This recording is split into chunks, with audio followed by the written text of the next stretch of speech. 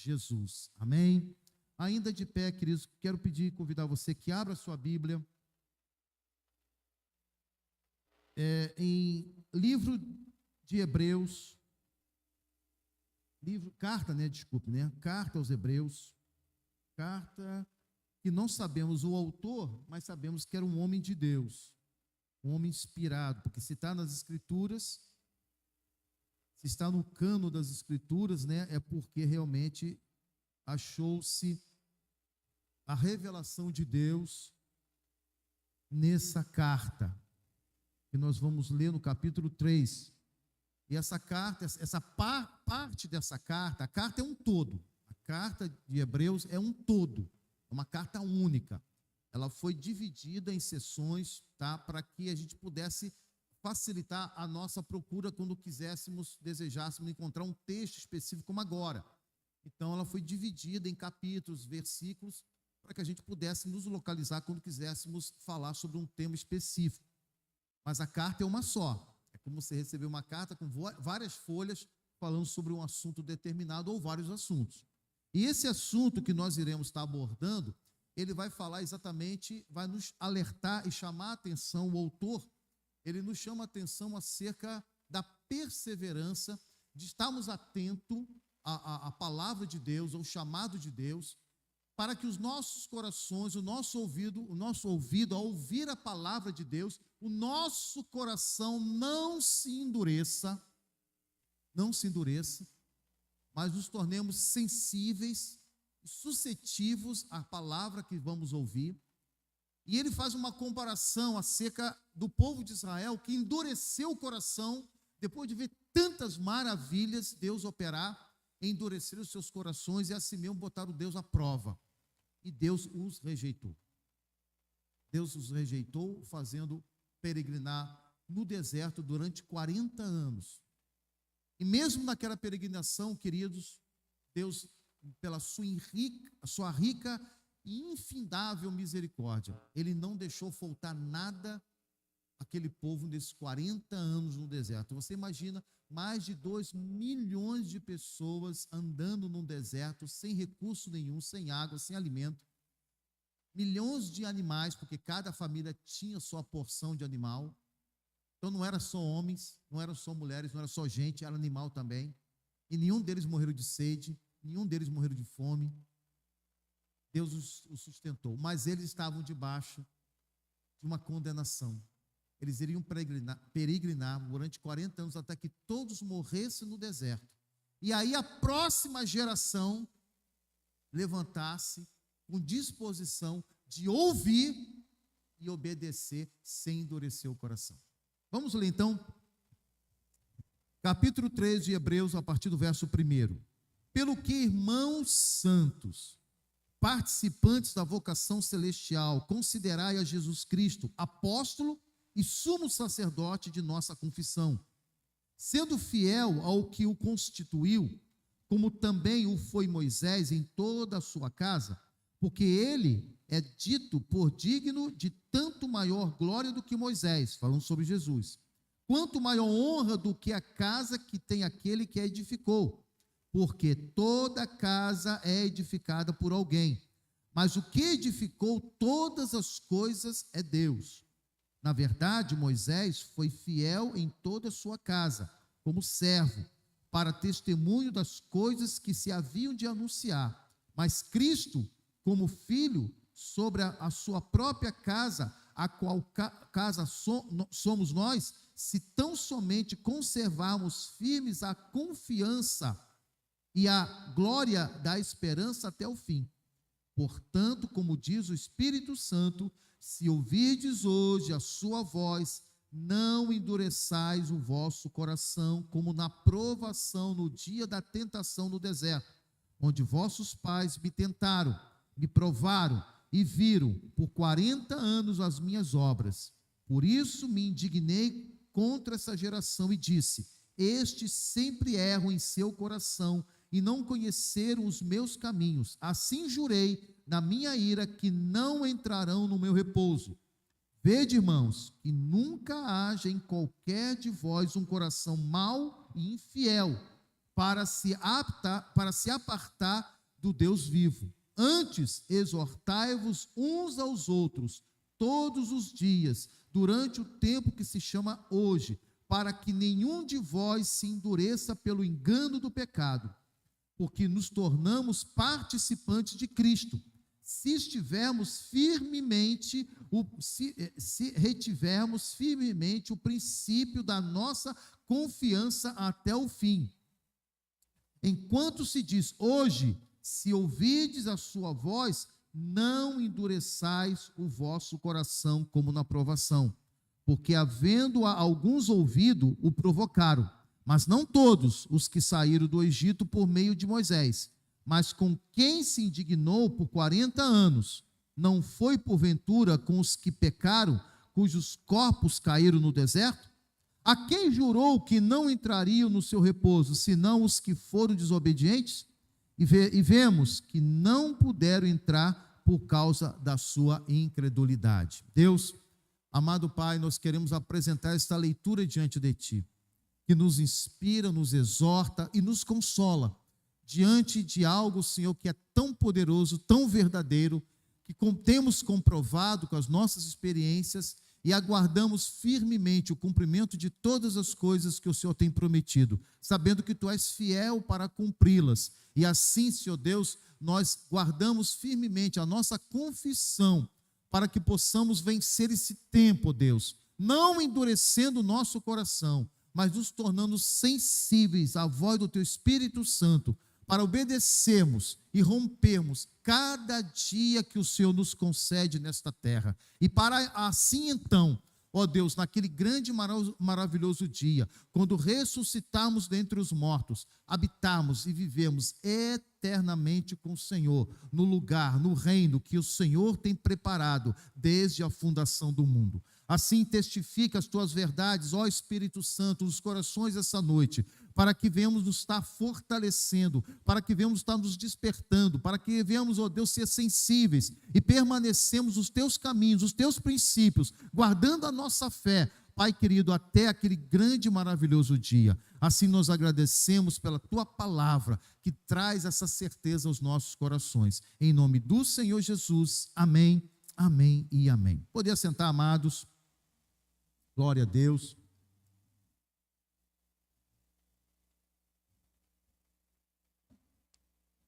Amados, esse texto que o autor aos Hebreus, ele traz, ele está preocupado. A carta de Hebreus foi escrita. Por que se chama de Hebreus? Porque Hebreus, a palavra Hebreus, é aquele que não tem pátria. A determinação, o significado da palavra hebreu é aquele que não tem pátria. Então o povo de Israel era visto no Egito como povo hebreu, porque um povo que estava na região do Egito, mas eles não tinham uma pátria. O Egito não era a pátria deles. Eles estavam no Egito como escravos, era uma nação poderosa, mais numerosa do que os próprios egípcios, mas não tinha uma pátria. Então receberam esse nome Hebreus. E o autor dos Hebreus, ele traz essa menção, ele coloca o título da sua carta, porque, queridos, na percepção, no entendimento do autor, nós também não temos uma pátria nesta terra. Amém? O nosso lugar não é aqui. A nossa pátria é na glória. A nossa pátria é no céu. A nossa pátria é onde o Senhor determinou e preparou. Jesus, quando antes de ir, falou assim, eis que eu vou para o meu Pai.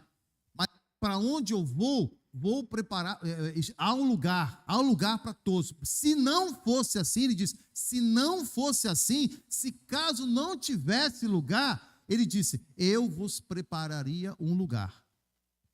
Quer dizer, nós podemos ter a certeza que neste lugar há um lugar, um espaço preparado para mim e para você, porque assim Deus determinou. É lá que é a nossa pátria, é lá que é o nosso lugar, não é aqui nessa terra. Por que ele traz esse entendimento? Porque quando você está estabelecido em algum lugar, você vai investir naquele lugar, não é isso?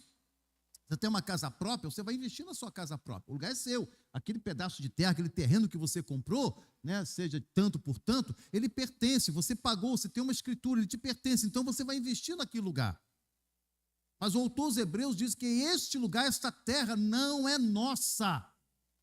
Essa terra já no maligno, essa terra pertence, infelizmente, aos poderes das trevas, porque o homem pecador entregou esse direito, colocou esse direito na mão de Satanás. E Deus está atuando, Deus está operando nessa terra. O foco de Deus nessa terra é eu e você. São as vidas, os seres humanos, as pessoas que tanto Ele ama e quer restaurar, que quer alcançar, que quer trazer de volta para Ele. Então, hoje, queridos, nós temos a rica e maravilhosa oportunidade de fazermos parte daqueles que vão herdar os céus. Mas ainda há muitos que não têm essa certeza. Ainda há muitos que ainda não têm seus nomes escritos no livro da vida de Deus, porque estão ainda envolvidos, estão amarrados, estão atrelados, estão ainda dominados pelo pecado das coisas deste mundo. Então o autor aos Hebreus, ele mostra isso, ele incentiva, porque haviam cristãos na época que estavam titubeando, estavam enfraquecendo, estavam se voltando para as leis de Moisés, para aquilo que o próprio Senhor Jesus já havia abolido, já havia aberto mão, porque tudo que Moisés realizou foi bênção, foi glória, mas foi por um tempo, apontando o tabernáculo, que era uma tenda. A palavra tabernáculo quer dizer tenda, casa, né? Tudo que aconteceu no passado, tudo que aconteceu pelos cerimoniais, existia um propósito de apontar para a obra de Cristo que ainda haveria de vir. O Moisés, mais ou menos 5.000 anos antes do surgimento de Jesus, apontava para o Cristo que ainda haveria de vir. Então havia pessoas nesse tempo que ainda estavam pensando voltar para esses costumes antigos. E aí o autor, primeiramente, ele traz uma comparação, ele faz uma comparação da situação, da condição, mostrando que Jesus é superior a Moisés. Por quê? Porque Moisés, ele foi um servo fiel, e ele foi fiel em tudo que Deus determinou para que ele fizesse. Então, nós conhecemos a história de Moisés, sabemos o que ele passou, as dificuldades que ele enfrentou, as lutas que ele travou. A gente sabe o quanto ele foi fiel na casa de Deus, para cumprir, para montar, criar o tabernáculo. Na intenção, a criação do tabernáculo, existia um propósito. A intenção da criação do tabernáculo era trazer o povo para perto de Deus, trazer o povo de Israel ao conhecimento, à intimidade, à aproximação de Deus, nos cerimoniais, na santidade, nas liturgias. Era a intenção de Deus reunir o povo e atrair o povo a ele. Por isso a criação do tabernáculo. Então Moisés, ele foi fiel em tudo que Deus determinou.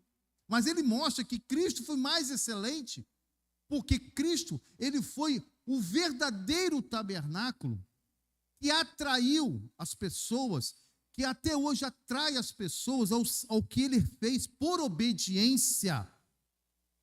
Jesus, ele foi para a cruz por obediência. O poder do sangue de Jesus está na obediência. Entendam isso. Eu sempre falo isso, porque eu acho de suma importância nós entendermos. Há como eu posso usar uma palavra apropriada, né, sem ofender, mas existe uma ignorância no sentido de falta de entendimento, de achar que o sangue de Jesus é poderoso porque é o sangue em si. Não, o sangue de Jesus é poderoso, não é porque um sangue... Se hoje eu tivesse um frasco com o sangue de Jesus e aspergisse na minha vida, nada aconteceria.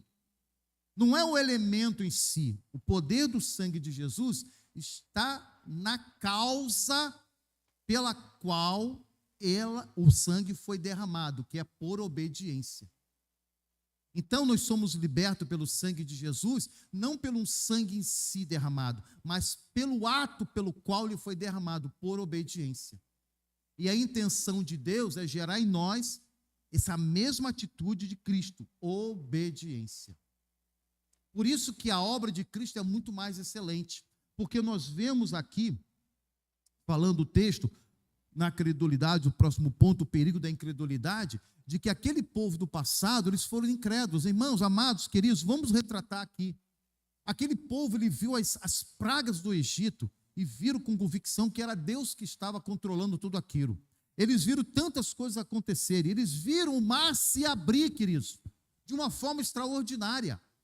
Eles viram que quando passaram, o exército que vinha atrás foi sucumbido, porque Deus fechou o mar e matou todo o exército que queria perseguir e matar Israel. Aí Deus fez brotar água da rocha. Queridos, e a gente às vezes pensa, né, que a rocha, que a água da rocha que brotou é como esses bebedores sem vergonha que se aperta lá. Você tem que enfiar a boca, porque... Não, queridos, era uma enxurrada, sabe aquela potência de água que nem a Itaipu? Porque eram 2 milhões de pessoas. Se fosse aquela aguinha de bebedouro de... Quando chegasse lá, não sei quando, eu já tinha morrido de sede. Mas não, querido, era uma enxurrada, era um rio que se fazia naquele lugar, de tanta água que brotava em abundância. É algo tremendo, maravilhoso. À noite eles viam aquela coluna de fogo que surgia toda noite do tabernáculo para aquecer o povo. Porque no deserto, queridos, é uma variação de temperatura muito grande. Durante o dia, a temperatura chega até 50, 55 graus. E à noite, chega a 4 graus, 3 graus, é a média. Porque a terra se esfria, ela não armazena calor, ela tem uma variação de temperatura muito grande. O corpo humano não consegue resistir, muitas pessoas morreriam dessa forma, com essa variação extrema, muito rápida de temperatura. Mas o que Deus faz? Por misericórdia, por amor, Ele coloca uma coluna de fogo que envolvia todo o arraial para aquecer, e durante o dia uma coluna de nuvem que protegia do raio do sol, do calor. Esse é o nosso Deus, é um Deus que cuida, mesmo eles estando em uma condição de rebeldia. O nosso Deus, Ele cuida de nós, Ele nos ama. E eles foram rejeitados, porque eles chegaram em um lugar, nas águas de Maribá, e as águas eram amargas, e eles reclamaram, eles questionaram, reclamaram, confrontaram Moisés, falaram muita coisa para Moisés, e Moisés apresentou aquela queixa, e Deus queria destruí-los. Deus queria destruir todos. Disse: Moisés, eu vou acabar com todo mundo e vou fazer uma geração a partir de você.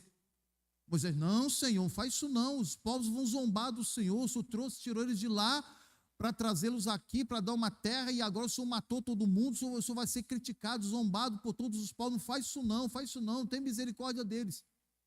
E aí Deus determinou: então tá bom, eu não vou matá-los agora, mas eu vou condená-los para que eles vivam peregrinando até que todos esses rebeldes morram no deserto.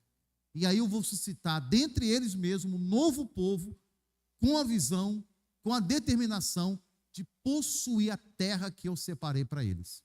Então vocês imaginam, foi 40 anos, imagina as crianças que nasceram nesse período, desses 40 anos. Para elas, queridos, verem maná cair do céu, água saindo da rocha, coluna de fogo à noite, coluna de nuvem durante o dia. Se alguém fosse picado, mordido por uma cobra, um escorpião, existia uma serpente de bronze estendida no alto, para que toda pessoa que fosse mordida olhasse, ainda que distantemente, ainda que longe, mas olhasse para a serpente, fosse curado, não morresse. Tudo provisão de Deus. Essas crianças cresceram vendo a provisão de Deus, um Deus fiel, um Deus presente, que auxilia, que ajuda, mesmo em condições absurdas. Eles cresceram crendo: o nosso Deus é Deus poderoso, o nosso Deus cuida, o nosso Deus nos ama. E foi essa geração que entrou na terra prometida. Mas os murmuradores, os incrédulos, morreram pelo caminho.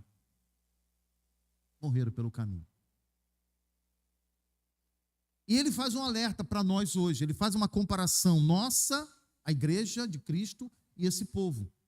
Ele diz assim: igreja, não seja murmuradora. Igreja, não seja incrédula. Igreja, persevera na qual você foi chamada. Queridos, existe um propósito. Deus tinha um propósito com aquele povo. Quando ele tira o povo do Egito, ele disse para eles: ó, eu vou levar vocês para uma terra que emana leite e mel. E não foi isso? Ele prometeu. Mas o que o povo fez pela atitude de rebeldia? Não possuiu a terra, mas a próxima geração. Hoje Deus nos faz uma promessa.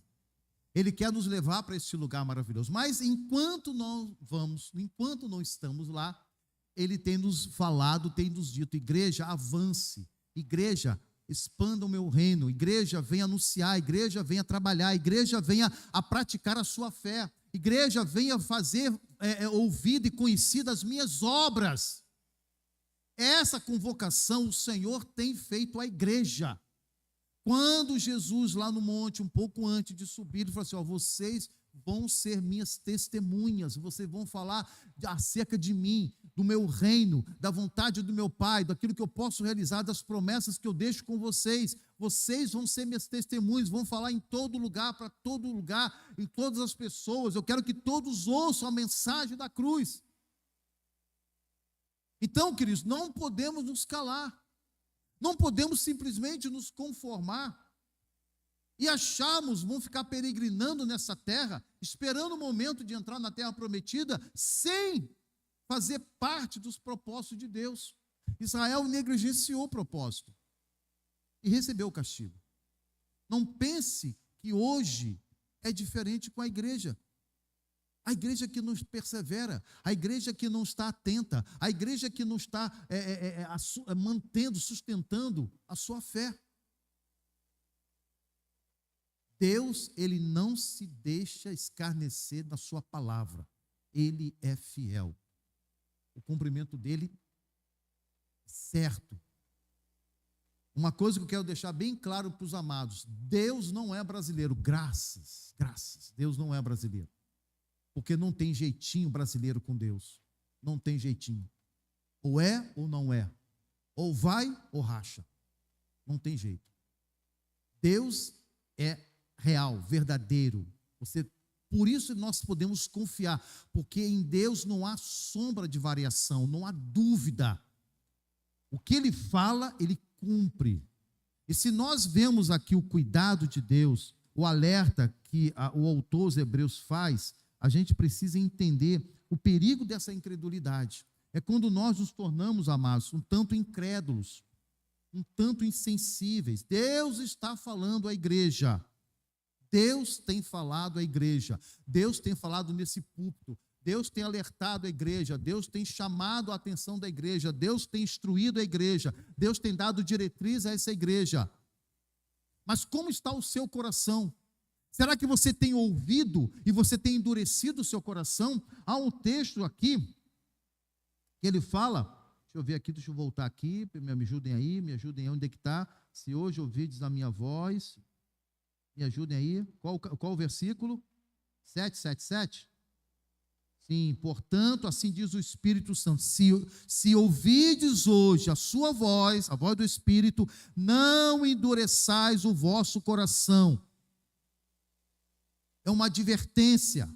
O Espírito está falando à igreja.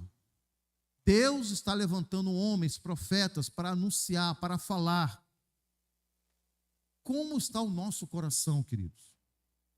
Como é que está o seu coração? O seu coração, como se encontra nesse direcionamento, nessa palavra, nessas profecias? Ele está aberto, está suscetível, ele está pronto para fazer, para executar, para atender, para fazer com que essas sementes que estão sendo jogadas aqui desse púlpito caiam no seu coração, e o seu coração é terra fértil, o seu coração é uma terra preparada, uma terra saudável, uma terra que vai germinar essa palavra e vai dar fruto. Ou será que o seu coração é um solo pisado, um solo duro, um solo resistente? É um solo cheio de espinhos, um solo cheio de pedregais, dificultando a germinação, dificultando os frutos, sufocando os frutos. Como está o seu coração, meu amado? Que tipo de coração hoje você tem? Porque, claro, a parábola do semeador mostra que o coração fértil, o coração preparado, o coração que foi trabalhado, queridos, é uma coisa incrível. Você vê que se você passa por um campo, uma terra própria, aquela terra, né, boa, aquela terra, né, preparada, se você chupa uma laranja e cospe um caroço, cuspiu um caroço, queridos, caiu um caroço ali, vai crescer uma laranjeira ali. Vai crescer, porque o solo é fértil, o solo vai absorver aquela semente, o solo vai desenvolver, vai dar àquela semente as condições propícias para que ela germine e ela se desenvolva. É exatamente isso que Deus espera do seu coração, meu amado, que o seu coração seja terra fértil e que venha ser propício à semente que Ele está lançando a você hoje. Então, se o seu coração é terra fértil, e vai absorver essa semente, vai dar o segmento àquilo que é lógico dentro de um ciclo natural de sobrevivência, de vida. O que é? A germinação da semente, o desenvolvimento, o crescimento e os frutos. Agora, se é uma terra socada, uma terra dura, resistente, você pode até tentar fazer um buraco e botar a semente, ela não vai, não tem propriedade. A semente vai secar, vai morrer, vai se desperdiçar. Se for um lugar pedregoso, um lugar de muitas pedras, um lugar de difícil acesso, ela pode até tentar e começar a germinar, mas vem o sol, vem as dificuldades e vai matar aquela semente. Se tiver um lugar muito impróprio, cheio de espinhos, cheio de dificuldades, de obstáculos, também vai matar e vai sufocar aquela semente. Na realidade, o que Deus espera são os resultados dessa semente no seu coração. E o autor, aos Hebreus, ele fala sobre isso. Ele mostra, ele chama de advertência. E aí ele diz, né, que aqueles que perseverarem, aqueles que cumprirem, aqueles que atentarem, Deus tem preparado um descanso. Esse descanso, queridos, em termos, ele fala da ressurreição. Quando nós ressurgimos, saímos dessa terra, saímos desse mundo e herdarmos o lugar que Ele tem preparado, como Jesus mesmo disse. O lugar que Ele preparou desde a fundação do mundo. O lugar onde já está aguardando, preparando. Jesus está lá. Ele está lá nos aguardando, esperando, cuidando, para que tudo esteja perfeito quando chegarmos ali. O lugar já está preparado. O teu lugar já está preparado. Agora, queridos, cabe a você a perseverar, cabe a você a viver uma vida que agrada a Deus, uma vida que esteja condizente nos moldes que Ele determinou. E aí Ele faz mais promessas, Ele não fala somente, você vai ter descanso só nesse, não. Você já pode desfrutar de já esse descanso, essa paz que excede todo entendimento, você já pode começar a desfrutar aqui, mesmo vivendo lutas e problemas, você sabe que Deus é contigo, que você pode confiar nele, e Ele é presente na sua vida e vai te ajudar, vai te auxiliar. Você sabe disso. Você pode passar por luta, eu passo por dificuldade, passo por luta, perco noite de sono, mas eu sei em quem confio, que é fiel e poderoso para cumprir a sua palavra. Ele é fiel, Ele garantiu isso e eu posso descansar. A gente fica porque é ser humano, mas a gente corre para Deus, corre para a palavra, conversa com Deus e de imediato você recebe a paz de Deus no seu coração. Essa paz que excede todo entendimento. E aí ele exorta no final a essa perseverança. Ele fala no final, aqui no final ele diz a respeito da perseverança. Porque nos tornamos, versículo 14, nos tornamos participantes de Cristo, se retivermos firmemente o princípio da nossa confiança até o fim. O que ele está falando? Aquele momento em que eu abri meu coração, o momento que eu entendi Jesus, o sacrifício dele, o amor de Deus, e isso veio me direcionar, ressignificar os valores da minha vida. Esse princípio, ele precisa estar presente por toda a minha vida até o final.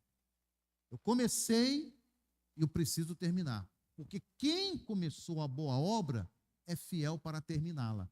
Mas eu tenho a minha participação. Eu preciso estar perseverando. Eu preciso estar me envolvendo. Eu preciso fazer parte de tudo isso. Eu tenho que guardar. E nós podemos, ler as cartas que João escreve do Apocalipse, aquelas 7 cartas. Sempre no final, você sabe, você já leu que o Senhor fala assim: ao que vencer, não é isso? Ao que vencer, fala isso aí. Ao que vencer, farei isso. Por quê, queridos? É uma luta, é uma constante, é uma guerra constante.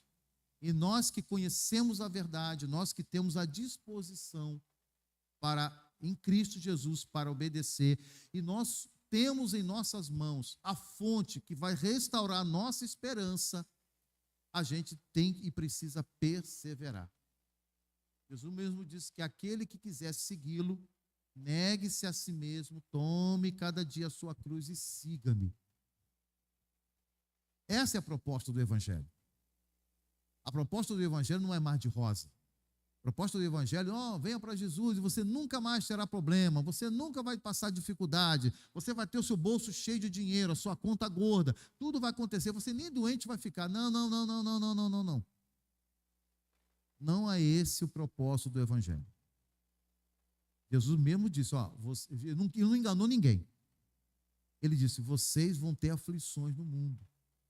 Vocês vão passar por dificuldade, vocês vão enfrentar doença, vocês vão passar por perseguição, vocês serão colocados em situações de extremo perigo, vocês vão passar dificuldades, mas tem de bom ânimo, porque eu venci o mundo.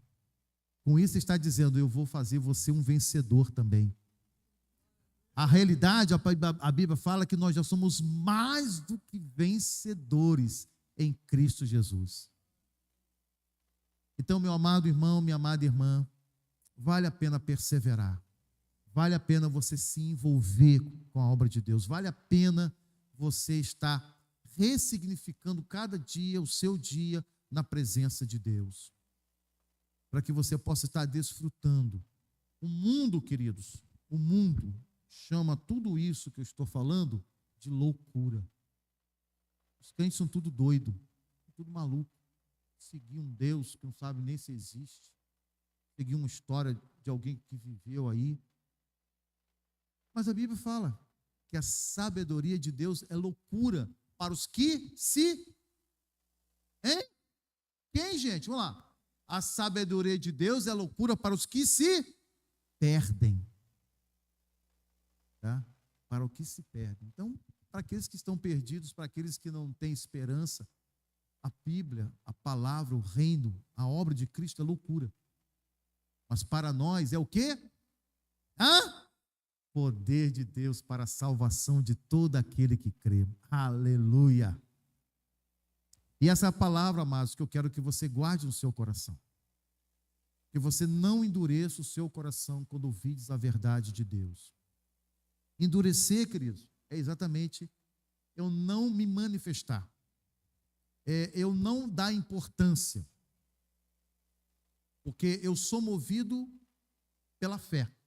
A Bíblia fala que o cristão, o servo de Deus, ele vive de fé em fé. E essa fé, queridos, é viver a fé da direção da palavra de Deus. Então é um desafio. Eu tenho que viver pela fé. Porque se não for pela fé, queridos, eu não consigo romper nesse mundo. É pela fé. Fé em Deus, fé na sua promessa, fé na sua palavra. Eu vou rompendo cada dia, até aquele grande dia, quando estarei com o Senhor. Amém? Quero que você feche seus olhos. Quero que você permita que o Espírito Santo fale o seu coração através dessa palavra. Eu quero que você reflita um pouquinho sobre a sua vida. Eu quero te convidar, meu amado, minha amada, para que você esteja refletindo sobre os propósitos de Deus com você. Cada vida que está aqui essa noite, seja crente ou não, seja membro dessa igreja ou não, eu quero que você saiba que você Deus tem um propósito com você. Deus, ele tem um propósito com você. E a minha pergunta para você essa noite: você está ajustado a esse propósito? Aquilo que você entende e compreende de propósito de Deus, você está cooperando, você está alinhado? Você é um aliado de Deus nesses propósitos com a sua vida? Ou você tem feito como aquela música da antiga: estava à toa na vida, quando meu amor me chamou para ver a banda passar. Uma música muito antiga. Mostra de alguém que está desocupado, que não tem nada a fazer e simplesmente parou para ver a banda passar. Será que você tem sido essa pessoa que tem visto a banda passar na sua vida? Aqueles que fazem, aqueles que trazem alegria, aqueles que promovem uma alegria. Você simplesmente está olhando, desfrutando de algo, mas sem participar, sem se envolver? Deus hoje te chama para que você faça parte desse movimento, para que você se envolva com os propósitos de Deus com a sua vida.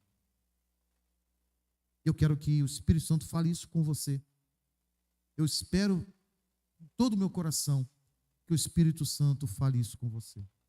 Agora eu quero abrir uma oportunidade para você, eu não sei, dos nossos visitantes que estão aqui essa noite, eu não sei quem realmente já entregou a sua vida, já entendeu isso. Você que talvez esteja ouvindo essa palavra, esse entendimento pela primeira vez, eu quero que você saiba que Deus também tem um propósito com a sua vida. Deus, ele quer te dar a vida eterna. Ele quer fazer que você ressuscite. Talvez você pode pensar assim: pastor, o senhor está doido. Que negócio de ressuscitar, isso não existe, isso cientificamente é impossível. Sim, para o homem incrédulo é impossível. É impossível. Mas para o homem crente, o homem que acredita, que confia no poder de Deus, é possível. Porque ele mesmo diz que tudo é possível ao que crê. Eu quero te fazer um convite. Eu quero dar a você a oportunidade de você fazer parte dessa promessa. Que você também tenha na sua vida, na sua esperança, a promessa de Deus da ressurreição dos mortos. Para isso, queridos, como nós lemos, precisamos assumir um compromisso com Deus. Um compromisso de viver a sua palavra, de viver na sua verdade, um compromisso de obediência. Isso que nós vamos fazer agora, da ceia do Senhor daqui a pouco, é a renovação dos nossos votos de fidelidade com Deus, de uma vida santa com o Senhor. Talvez você tenha vivido a sua vida sem compromisso com Deus. Você lembre de Deus, você talvez possa até ler uma parte da Bíblia, talvez você faça as orações, e acha que isso é suficiente, acha que você está fazendo a sua parte. Mas entenda que Deus fez algo muito maior, muito mais profundo, muito mais extenso para resgatar a sua vida. Ele não deu um tempinho, Ele não deu uma parte da sua vida, Ele entregou toda a sua vida. Ele derramou a sua vida em oferta a Deus para poder te comprar. Eu quero que você saiba essa noite, meu querido, talvez você nunca tenha ouvido isso, mas a sua vida foi comprada pelo sangue de Jesus. O sangue de um inocente é a moeda no mundo espiritual para remir, para pagar pecados. Jesus não tinha pecado, então ele não iria morrer, mas ele decidiu entregar a vida dele por obediência, para poder aniquilar o efeito do pecado na sua vida, que é desobediência, para te comprar. O preço já foi pago. Você não tem mais nada que fazer. Não é penitência, não é metas de sacrifício. Nada que você faça, você pode comprar a salvação. Ela é gratuita, porque ela já foi paga. Já foi paga. A dívida já foi quitada. Mas para isso nós precisamos assumir, nós precisamos estar recebendo isso na nossa vida. De como, de que maneira? Aceitar o sacrifício, o amor de Jesus com o propósito de viver uma vida que obedeça a Ele, uma vida de obediência. É difícil? Eu não vou te enganar não, é difícil. É difícil até para mim hoje, que tenho mais de 50 anos de convertido. Até hoje é difícil para mim, mas eu persevero. Eu luto cada dia. Um dia de cada vez. Rompendo, vencendo. E agradando a Deus. Pela obediência, pelo cumprimento. Até aquele dia. Até o dia em que Ele me chamar. E aí sim, só será alegria, só será vitória. Então eu quero abrir essa oportunidade para você que está aqui hoje. Se você deseja, se você entende, se há um tocar do Espírito de Deus no seu coração, se você está sentindo algo, ser impulsionado, se você está sentindo Deus te chamar, Deus te convidar, a importância, a necessidade de aceitar Jesus, de entregar a sua vida para Jesus, ouça o que foi lido. Se hoje ouvides a sua voz, não endureçais o vosso coração. Não deixe que o mundo endureça o seu coração. Não deixe que os demônios endureçam o seu coração. Não deixe que as oportunidades dessa vida endureçam o seu coração. Não deixe todo o seu sistema de vida endurecer o teu coração. Abra mão de tudo isso. Ouça a voz do Espírito. Receba Jesus na sua vida como Senhor e Salvador. E você terá o seu nome escrito no livro da vida. Você terá o seu nome mencionado por Ele naquele dia.